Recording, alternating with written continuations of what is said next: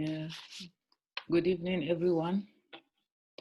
Even though at my location right now it is morning,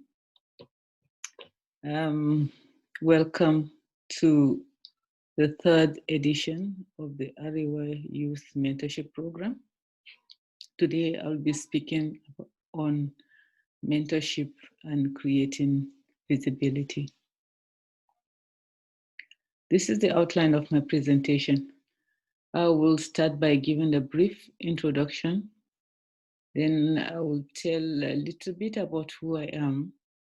That would be my story, then my journey, how I got here. Then I will speak briefly on volunteering as an avenue of learning and building network. And then I'll speak about mentoring before and now. And that would be like a story of what I have done in the sphere of mentoring before I joined academic and then after I became an academic.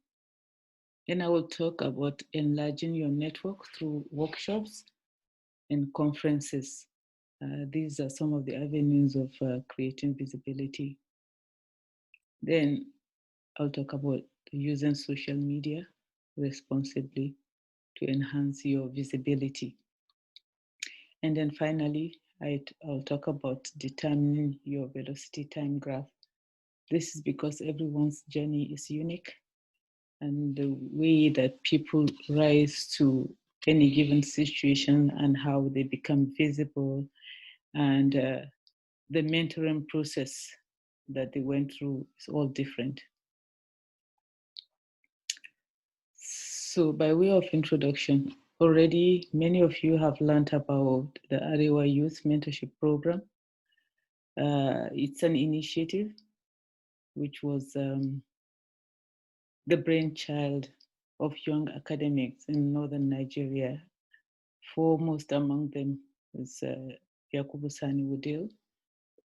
I guess those of you who listened to the first session of the Arewa Youth Mentorship Program would have seen him when he did the presentation and in the introduction he made about Arewa Youth Mentorship Program.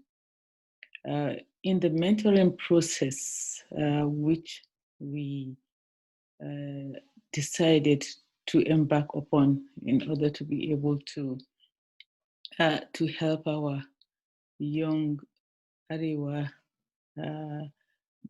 boys and girls, men and women. We adopted some of this mentoring method, which you see on the screen. Group mentoring, and I think this is what we are doing. This segment of the program, this presentation, I guess, falls into the group mentoring phase of the mentoring process. That is, we have mentors who come in with their expertise, the areas in which they can help the youth. They pick a topic and then they speak about it. Then there's peer mentoring.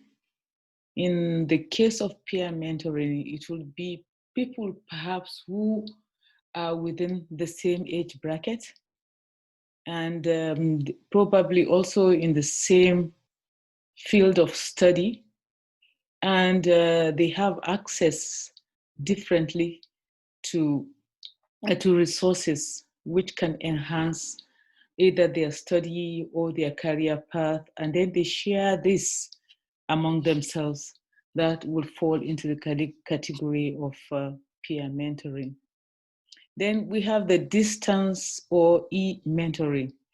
And I guess distance or e-mentoring can fall into even the group mentoring and the peer mentoring can also fall into the distance or e-mentoring. That is where people are not physically in the same location, or they cannot meet each other physically and speak face to face. And I guess with the COVID-19, this is the era in which we are now. most of the mentoring that we are doing for the time being, even with the Arewa Youth Mentorship Program, is a kind of distance or e-mentoring, because majority of our mentors are located at different places in the world, and then we connect on on given social media, and then we do the mentoring. So we can call that a kind of distance or e-mentoring. Then there's this reverse mentoring. And for reverse mentoring, it may be that we can have a case where the mentee becomes the mentor.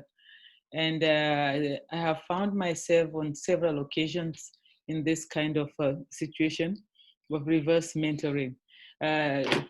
Despite being a professor and with my span of years in academics, there are certain things which sometimes it is the mentees, the youth in particular, who know more about these things.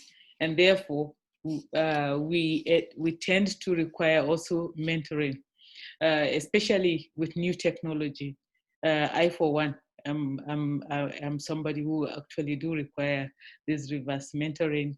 And I guess many of you might even be able to mentor me in some of the things that a lot of you know more about the social media and the way it works. And so that kind of mentoring that the mentees become the ones giving advice or showing the way would fall in the category of reverse mentoring. And then we have this speed mentoring.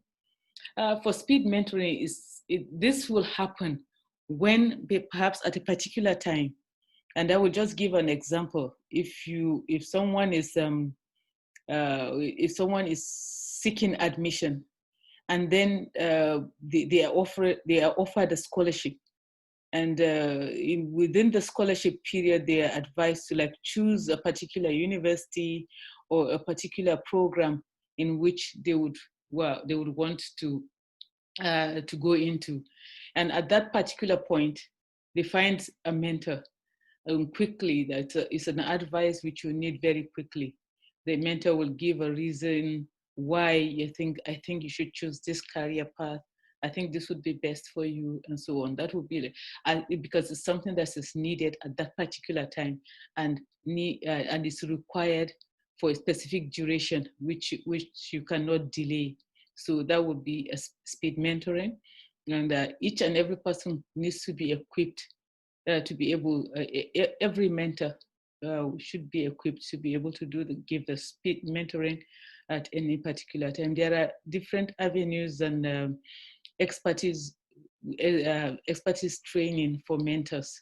And I guess as we go along in subsequent sessions, I'm sure there'll be somebody who will take up that topic, and then also will pass it on to you in the effort of making you also become mentors, and therefore continue to cascade the training downwards. And then finally, there's the one-on-one mentoring. One-on-one mentoring can be done. It can also be done in distance or in an e-mentoring, but it can also be done physically one-on-one, where the mentee will meet the mentor, and then the mentor will be able to evaluate the mentee and see exactly what the mentee really needs. And from meeting one-on-one allows you to give the mentee the specific kind of mentoring that they require. So there are a lot more, and I know in subsequent sessions, more of this will be taken up, and then you can learn more. Now, on mentorship and mentoring, I want to speak on this by looking at some snippets of findings, which others have looked into, and we have found, or we have discussed among ourselves, the mentors have discussed, and these are like some of, there are many of them, but these are just some selected snippets which we observed among Arewa youth. And it is one of the things that we really want to be able to address and be able to help our youth so that we can have Arewa to be great again one day. One of this is that we noticed that Arewa does not have a formal or informal mentoring system. Um, no one seems to be able to like find, there's no formal settings where you guide the youth, the Arewa youth, to say, okay, these are the things that are going to be more beneficial to your community, and I guess you should concentrate on those, and so on and so forth. It's more like people are just left to their own devices, so that such that in this era, the only guiding principles for the Arewa youth is how much money you can make, how rich can you be, how much effigy, if I use the word that is common among the youth these days, how much effigy can you make? And that seems to be the only determining and guiding the guiding principles. So we at Arewa Youth Mentorship, what we want to do is to change this narrative and allow the Arewa youth to realize that there is much more to just making money, to just being flashy. What is it that you need to do? At least if we take vis-a-vis our religion and the kind of things that it actually guides each and everyone supposed to do. Then again, we realize that our youths are not prepared for the working world. In most instances, the working world requires discipline. It requires putting in all that you've got. It requires putting in your best. And therefore, it means that you will have to be well groomed. You will have to be well behaved. You will have to be able to, obey rules and regulations. And in the workplace, what is it that needs done? What is it that needs to be left alone? And what you shouldn't do? Most of these things, you find that somehow, with one of our observations is that the Arewa youth seems to be lacking in this. People get, some youth get confused about actually grooming and making yourself, making yourself presentable for a working place. They mistake it for a situation where you say, okay, maybe you are a comrade, or you don't care, so you can wear whatever you want. You can put on a flip flop, that's slippers, and go to the workplace. Uh, uh, all of that is not. Those are things that are not desirable, and therefore we think that our youths are not prepared for the working world, and this is a narrative that needs to change. Our youths have a sense of entitlement. This is something that I agree. It is something that I know. It's something that I've experienced because I've mentored young boys and girls. I have mentored young men and women, and including my own children. This sense of entitlement, as if, yes, okay, I've been asked to go to the university, or I've been asked to go to school. I've gone to school and now I'm out of school, then I should get a job. As if it's like, it's an entitlement. We need to be able to move away from that narrative, that it is something that you consciously work for. It is not something that you are entitled to. So that is also part of the mentoring process, and which we would, along the line, it may not be in this particular session, but along the line, these are things that our mentors will look up, will take up, and then also expand and see how well we can change this narrative for the Arewa youth. Then we have the last point, which I have here on the slide, is few social systems to guide career and entrepreneurship. Because of this social system that is not available, to guide the career and entrepreneurship of our youth. This leads to a lot of blunders, and therefore sometimes things don't work out. And when they don't work out, the youth get frustrated, and then eventually fall into bad ways. I want to, on this particular slide, I want to leave you with a thought that you should know that a great man or woman is she or he that has made others great.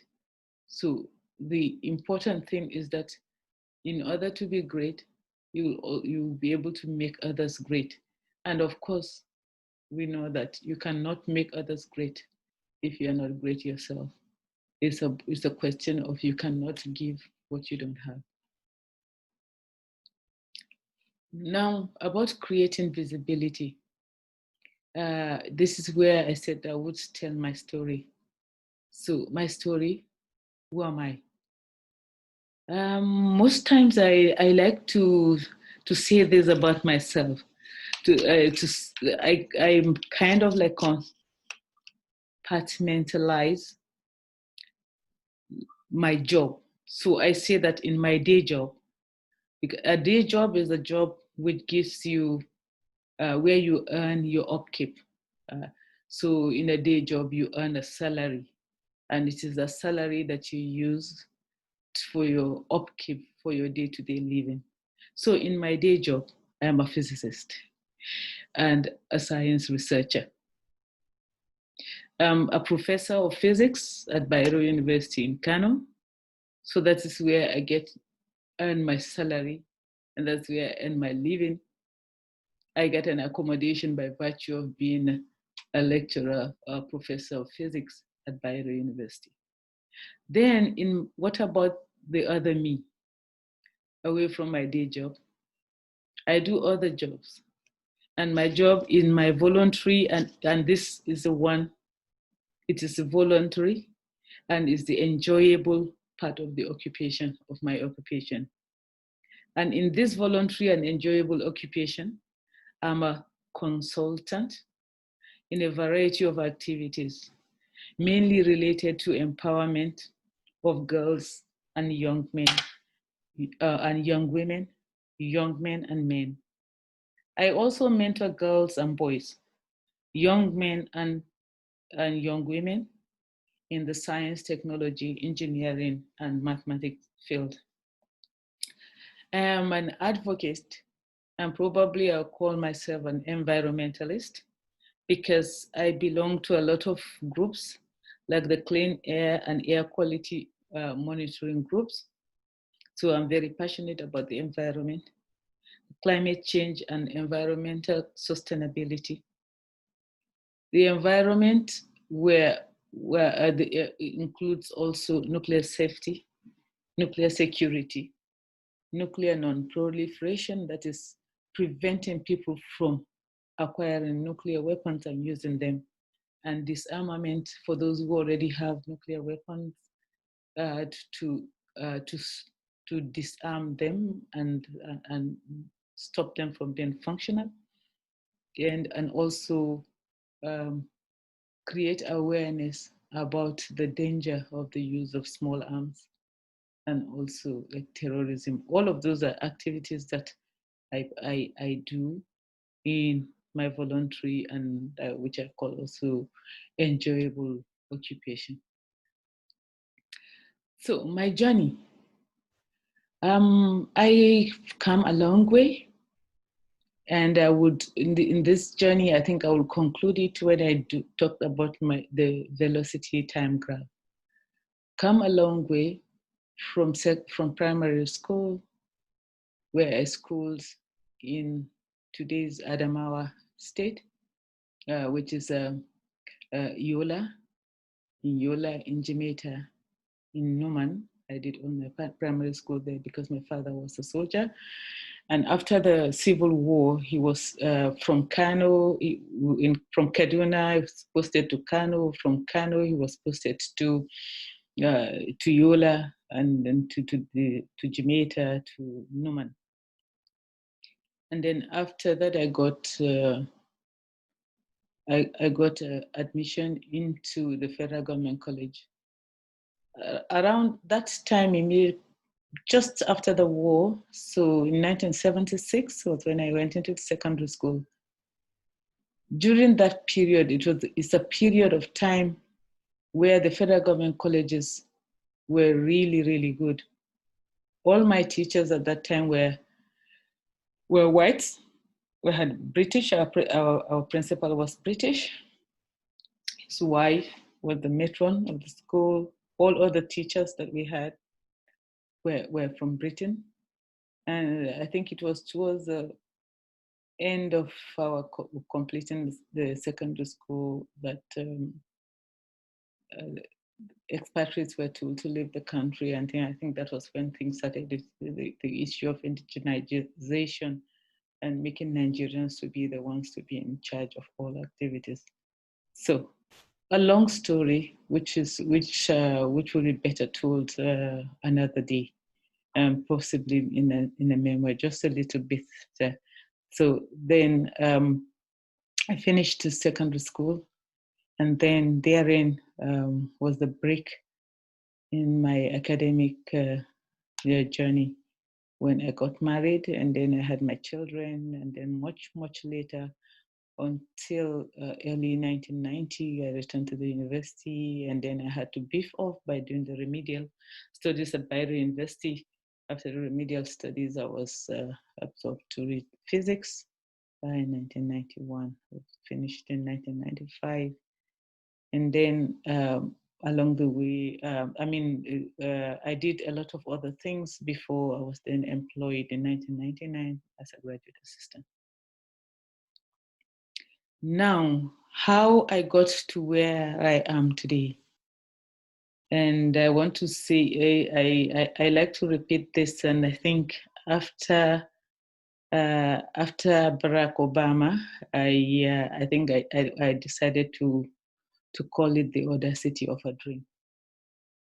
And what I remembered was in 1990, when I was given admission into the remedial studies in Bayero University, in Faculty of Sciences. I came in through the gate of the old campus of Bayero University, and I recall that immediately when I got into the environment, I just told myself, I really like this environment, and I really would like to come and be able to teach in this institution one day.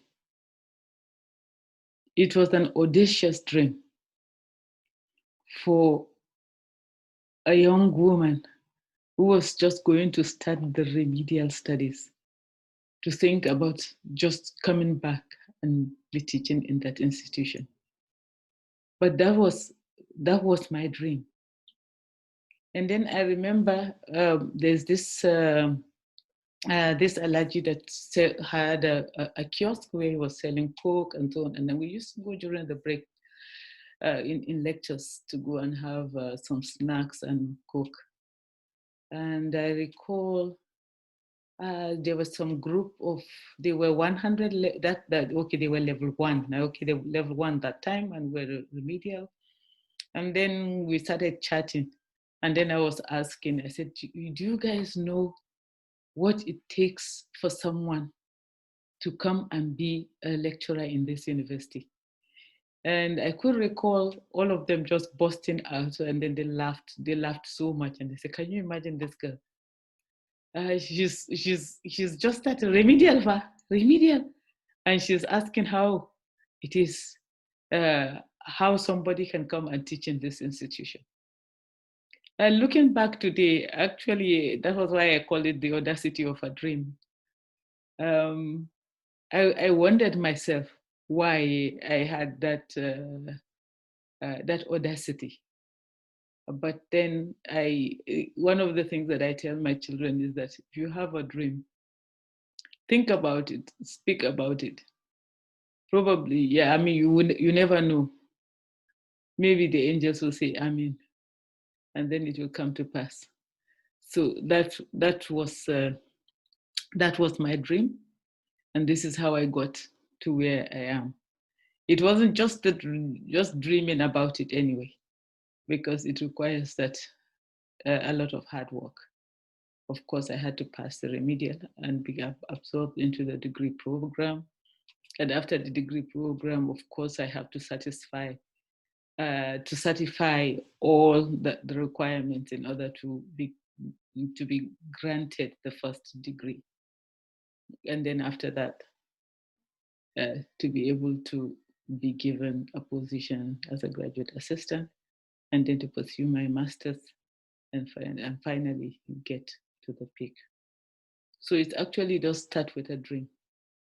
So if you do have a dream, keep that dream and then walk towards the dream. Don't just sit back, and then you'll be able to realize your dream. So what about becoming visible? How it started?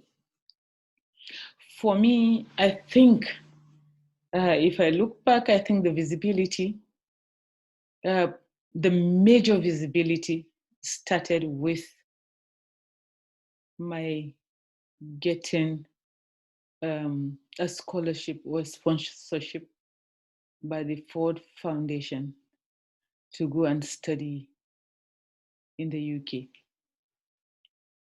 I was just, I think I used to take the bus. There's a bus from old campus to new campus. So sometime around that 2001, I was on the bus going to new campus, and I just I can't recall. Somebody said to me about there is a form which is a form from the Ford Foundation, and you could go to the establishment. I don't know if it was called establishment that time, one of the offices of the admin offices, and you can go and collect that form, and you feel it is a form for a scholarship. So I went, and when I went to the new campus, and then I collected the form, and I came back and I filled the form. And there's one thing about these forms for sponsorship or any scholarship. It's usually a lot of pages, and I guess that time you can write on the forms. The online form wasn't so popular, like there was a little of it, but not much. Most forms were filled by hand. And I recall that when I got the form, what I did was I made photocopies. I made three, the original and then two more copies. Then I started filling one of the copies, answering all the questions and filling them in. I wanted to do that and to be sure that I didn't make any mistake when I now put into the final form. And I think that was how I filled that form. At that time, I had already finished my master's in physics at the department, even though the result had not come out.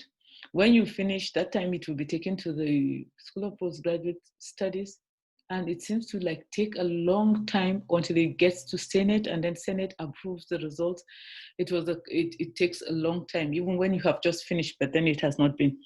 So, well, I thought, okay, since I have finished with the master's, I would fill in for a PhD. And then I filled in for a PhD in physics at the University of Durham. And somehow, when I sent my form in and the selection process happened, I was selected and then asked to come for an interview. But then when I got to the interview place, I was told that the Ford Foundation does not sponsor a PhD like in physics. It will have to be maybe something related to physics. For example, they would have sponsored renewable energy, like a PhD in renewable energy, or PhD in energy management, or something like that, but not a PhD physics, like I felt. And this is why it's so important. Like I'm telling you today, why mentoring was so important. If I had had a mentor at that point in time, I would have probably taken, especially with my with my interest in the environment, I would have taken something like maybe renewable energy or hydroelectric, something like that, which is still related to physics. But I didn't have. And from discussions within my department, it seems that, I didn't get any guidance at that time. So at the point of the interview, when I was told that it's either they would drop me if that is what I wanted, or I can select something else. And the options that was available at that time was an MSc in environment and development. And because the only other person I could speak to was my cousin, a medical doctor, and then I asked him, and he said, "Okay, maybe you can take that one." And because I was desperate, and I thought that if I didn't take it, I was not going to be given the scholarship, so I accepted. It's from hindsight, I started to think that maybe, but then I think those were the trajectories, and that is how it was supposed to be. So that getting that scholarship actually helped. Even it helped in the visibility, because then I was able to go out. It was the first time that I would be going out of Nigeria, apart from the time when I performed Hajj in 1988. So in 2002 was the first time I'll be traveling out of the country and traveling to. So I traveled to the UK, and from there, the program involved two workshops or conferences for the scholarship awardees, and so I got to travel to Italy, to International Center for Theoretical Physics, and then I got to travel to Holland, the Netherlands, and then I was then also able to travel to the US. By virtue of being in the UK at that time as a student, I was able to get the US visa, which was really very, very difficult at the time. A lot of people were not getting it. It was just immediately after 9/11. But then I got it. A lot of people said I was not going to get it. So I think those were the things that marked the beginning of being visible, being able to interact with others, and then make networks. Now, volunteering, volunteering as an avenue of learning and building network. For me, volunteering as an avenue of learning and building network was such a huge positive in my visibility. During the Ford Foundation Scholarship, we had several meetings with our other awardees of the program. And even today, we have an alumni association for Nigerians who had the Ford Foundation Scholarship and are back in Nigeria. We're still, and with the advent of social media, we have a WhatsApp group. We meet on Twitter, we meet on other social media platforms, and we're still there. Now, during as part of the scholarship program or fellowship program, we were told that if we return back home, we should be able to volunteer for like non-governmental organizations, make some volunteering and so on. So when I got back to Nigeria in January 2005, I volunteered with an organization. It's a non-governmental organization, I'm trying to recall his organization, which is managed by Dr. Yahya Hashim and Dr. Judith Walker. And I think I volunteered. I was there for like 6 months, and then I learned a lot. So volunteering helped me to also like brush up on some skills. You brush up on some communication skills. You brush up on managing some projects. Because if you only want to learn those things by going into an organization where you want them to pay you, that is, you want to be salaried, is very sometimes maybe unlikely that you will get, because most people don't have job openings. But if you ask that you want to volunteer and do some tasks for them where they don't have to pay you, then they are willing, because most organizations have a lot that needs to be done. It's just that they do not have enough money to pay salaries. So if you volunteer, they will accept you as a volunteer. And during your volunteering time, you will learn a lot of skills that are hands-on, which you can now use in your CV for future, for future employment opportunities. So if you can, please do volunteer. I know it will not be easy in Nigeria because there's not a lot of culture of volunteering. I recall that I visited many different organizations, and I would say, okay, I'm Rabia Salihu Said, recently returned from the UK where I completed a master's degree, and so on. I'm also a lecturer at Bayero, but I would like to volunteer with your organizations, and then they would like to look at you skeptically. Perhaps you are there just to spy on them. So in Nigeria, it's not that easy. The culture of volunteering is more in the West and Europe and America. You can find that easily. But I know in Nigeria it's not so, but gradually, because I know some organizations that have even like recommend some people for some organizations. I would say, okay, give them a note and say, go to this organization. Now write to the person and say, this person just wants to volunteer.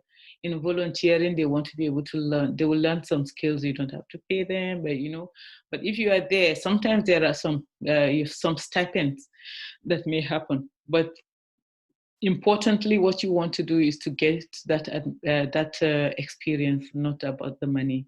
So still try it. It will cost you, because if you volunteer, you maybe have to be going to that place at some certain times, and then if you don't have transportation, you will need to transport yourself, and so many. So it will cost you. But nothing that is really good comes, without some cost. So you mean it will cost you, and you will need to spend some money, but it will be worth it. One thing I can guarantee you is that you will learn, and then you will build networks. And then at the end, all the hard work will pay. It may be much later, of course. It may not be in cash. That you have to be aware of. But definitely, it will pay. Now, mentoring before and now. I realized that, when I was thinking about it, that I had been a mentor long even before I was an academic. I belong to an organization called the Muslim Sisters Organization in Nigeria. We started popularly known as MSO, Muslim Sisters Organization. And the part of the pioneering members that started it. And one of the activities of the MSO was going into villages. We go and then we do da'wah. Da'wah is Islamic preaching. And then we mainly to go and meet the women and tell them about how to worship in the correct way, and some of the things that they do that are just superstitious and so on. And so we try to do that kind of corrections And it's sometimes it's like weekly at weekends, or sometimes bi-weekly, sometimes monthly. It is usually organized.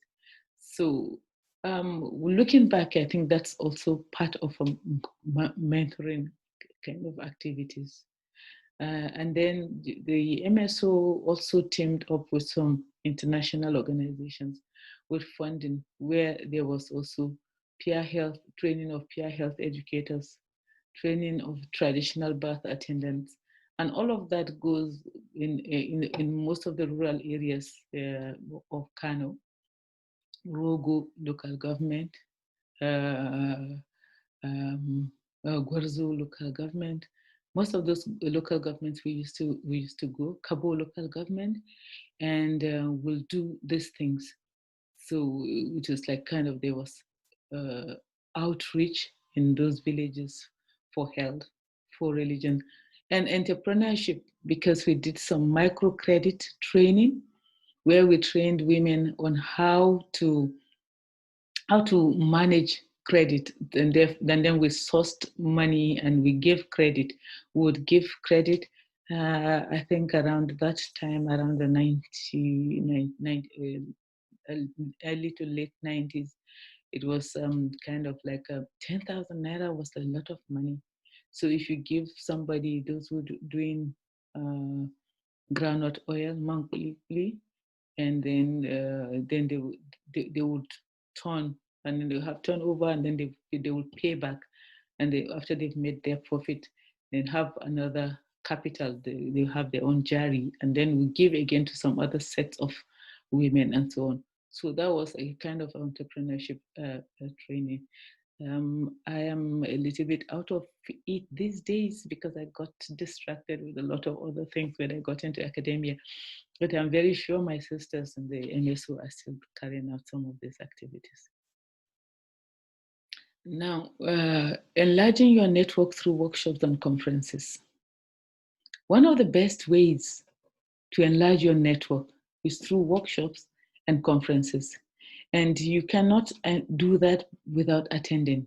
So you need to find conferences, register for those conferences, and then attend. And then find workshops as well, register for those workshops and also attend. Then have a card with your email. I always say this is very important, because if, for example, the conference is not a local conference, an international conference, the best way you can reach out and link with people is through the email. So have you give people your card with your email, they will also give you theirs. And it is also important to have a kind of small book where you note the people with their emails, and then put a small note. That was one of the things I used to do. Put a small note on where you met that person, and the impact or impression the person made on you, and what you think you might need from the person, and what the person might need from you. So once you have all of that, there are things that you can draw upon at a later date, or at some much later time when you really need them. And with those cards and with those information, you may even find yourself in the town where the person is, and you will be able to connect. Yeah, so then your number, this one is also useful for local contacts. If it's local contacts, there's a conference in Nigeria.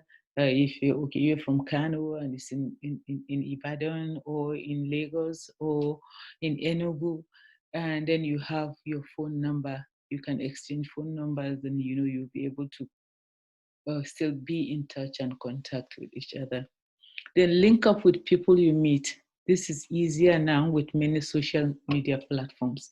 So the people you met at the conferences, at the workshops, you can always link up with them at a later date. It was more difficult during our time when we used to write long snail mail, when you write the mails and then you go and post them in the post office, and then it arrives, it takes a lot, and then sometimes you get response, you get the replies, and then but now it's so easy. It's just email, or you can look up somebody on the Facebook or Instagram or Twitter, or on LinkedIn. Now, this brings me to the last, which I call determine your velocity time graph. And this was a concept which I developed through another friend, a professor at the University of Witwatersrand. We met at the International Center for Theoretical Physics during the career development workshop for women in physics. And she used something called this to illustrate her life experiences. And I used it one time when I was also given a career talk at the Visila Foundation. But at that time, I had not attained my professorship. So I decided to do a new one for this particular talk. And I'm grateful to Yakubu Sani Wudil for helping me with it. So for those who did physics, particularly, even if you are not doing physics now, if you did physics in your secondary school, you will recall the velocity time graph, which gives you your velocity, how much you have traveled within a given time, and so on. Yeah. So using that illustration, that physics concept, I did a velocity time graph of my life or my career trajectory. And you also recall in mathematics, mathematics and physics, the area under the curve. So for me, this well, when we take I don't know, I can try to see if it is possible to see to look at it. If we take moving upwards, starting from, then we go, then and then again another. We know that when you are moving upwards, you're accelerating, and then you reach a point, and then is a stop, and then you say you're moving with uniform velocity along a path, and then probably accelerate again, and so on. So the area under the curve for me, the A part, will represent a time from 1970 to 1981, when I studied primary school until secondary school and finished secondary school in 1981. The B part will represent a period between 1981 to 1990, and this was a period which I called my constant velocity point, where I'm probably moving with equal distance with equal time, marriage, family life, having my children. Even though I had my children beyond up to 1990, but I just want to put that within that period was marriage, family life, children. Then the C part will represent when I went into the university. And 1990 to 1999, had my BSc and my MSc, and got employed as a graduate assistant in 1999. The area under the curve for D would be from 1999 to 2019. That represents a period of time when I was a graduate assistant. Then I moved on to assistant lecturer, then moved on to lecturer 2, then moved on to lecturer 1, and senior lecturer, associate professor, and then full professor. So the time under E will represent, like from 2019, I'm taking an example, let's say from 2019 to 2023, already at the peak, because at the peak of the academic career, being a professor, and then at that point, just cruising again, probably with the uniform velocity, equal distances at equal time, reaching probably so that would be to a point where probably future life choices, and then the point at F is a time when it's like undetermined. From then upwards, what happened? I had played why I put up to the point of 2019 to 2023, is that if Allah keeps me alive, that would be when I will be 60. If it was in civil service, beyond the ASU negotiation, which made the retirement age to be 70. That will be a time when one will be looking at retirement. So 2023, when I'm 60. From that point, it could be anything. It would be what are the future choices? What else can one do? And all of that area under that curve will be as heaven, or it will be as Allah may order. Yeah, be alive or not. So these are the kind of trajectories. So I believe that everybody should have a velocity time graph. The straight line graph is, I put that for someone who just goes. For some people, there may not be a break in there, and they just move on from the point of primary school straight until they reach the peak of the career as professor, if they're within the academic line. And if also they're within another, it may still be a straight line up to what they want to achieve. But the important thing is that whether there is a break or not, that is the important thing is that you keep moving, and you keep moving positively. That is what is important. So I want to say thank you very much for listening.